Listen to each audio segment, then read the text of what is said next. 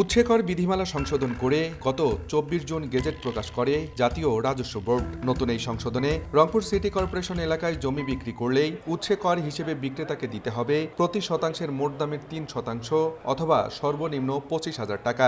এক্ষেত্রে টাকার পরিমাণে যা বেশি তাই কার্যকর হবে।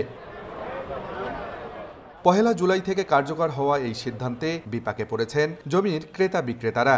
জমি বেচাই না 24,000 আর ওমাক যদি দেওয়া খায় 25,000, এখন কি করব? আমার জমির মূল্য দাঁড়াচ্ছে 8 লাখ টাকা, জমির গেইন ট্যাক্সে আসতেছে, আমার আয়করে আসতেছে 18 লাখ টাকা, তাইলে আমি এই জমিটা বেচবো কিভাবে? যারা কিনবে তারাও মনে করেন যে কিনতে পারতেছে না। জমির দামে 25,000, আবার সরকারকে 25,000 দেওয়া লাগে, উভয়ের সমস্যা হচ্ছে। জমি যে টাকার আমি বিক্রি করলাম তার অর্ধেকেরও বেশি টাকা সরকারকে ট্যাক্স দিলাম। দলিল লেখকরা বলছেন 2012 সালে শুরু হওয়া রংপুর সিটি কর্পোরেশনের মূল শহর ছাড়া নগরীর 70% এলাকায় অনুন্নত, যেখানে 30 থেকে 50,000 টাকায় বিক্রি হয় বেশিরভাগ জমি। তাই নতুন এই সিদ্ধান্তের কারণে জমির রেজিস্ট্রেশন কমে এসেছে অর্ধেকে, ফলে ক্ষতির মুখে পড়তে হচ্ছে তাদেরও। প্রতি শতকে সরকারকে দিতে হয় 25,000 টাকা। এই কারণে অনেক ক্রেতা বিক্রেতা কম, দলিল রেজিস্ট্রি হচ্ছে কম।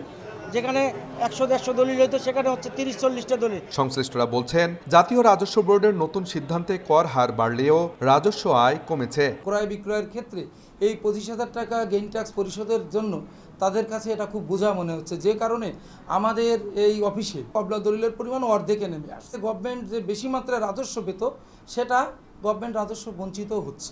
সিটি কর্পোরেশন এলাকার জমির দামের উপর নির্ভর করেই কর হার নির্ধারণ করা উচিত বলে মনে করেন সংশ্লিষ্টরা।